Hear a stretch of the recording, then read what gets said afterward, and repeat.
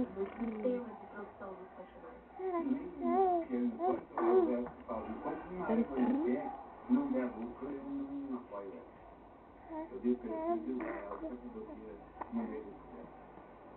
Porque alguns querem muito dinheiro dessas coisas, não é passado para nem... Boba. Para de ficar dentro da câmera, boba.